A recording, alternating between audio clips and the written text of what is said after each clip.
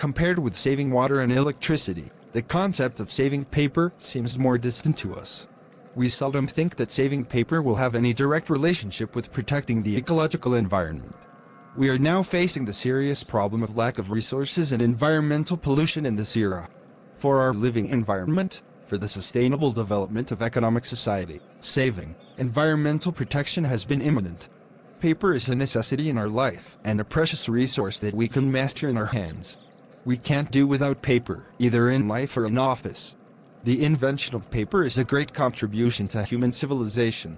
What we can do is to make this civilization continue. Up to now, the main raw material of our paper is still trees. We all use paper every day, in various ways, but do we really care? Do we count the amount of paper we use every day? How about a week? A month or a year? The trees used to make paper take decades or more to grow, but we can waste dozens of them at a time because of printer mistakes and throw them in the trash. Paper is created to consume a lot of resources. We should of course recycle it. Waste paper recycling is very good for us.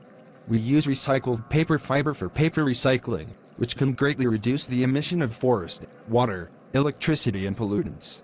For every ton of paper we recycle, 0.8 tons of recycled paper will be created, 17 trees will be saved and 3 cubic meters of landfill space will be saved.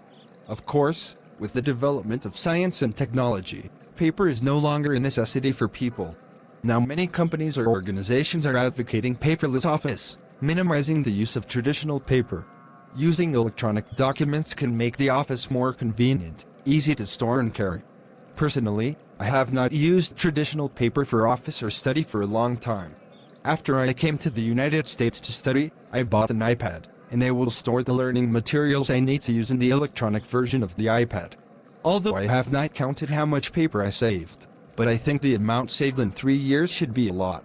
In people's daily life, of course, the use of paper is not just office use, such as toilet paper, but I think it is also a good substitute products. Remember a few years ago I went to Thailand tour, check-in hotel. When I want to use the toilet paper I found that I could not find any. Beside the toilet I saw a small shower. I just know originally toilet paper is not a must.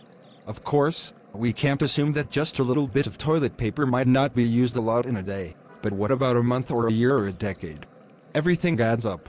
Just like the traditional energy we use, coal and oil, when we first discovered and used them, everything was so convenient. But as time goes by, more and more traditional energy generated carbon dioxide accumulation, resulting in the deterioration of the natural environment now. There is an old saying in China called 1,000 miles without a single step, so we should start now. Do your best to cherish the Earth's resources and leave waste in the past.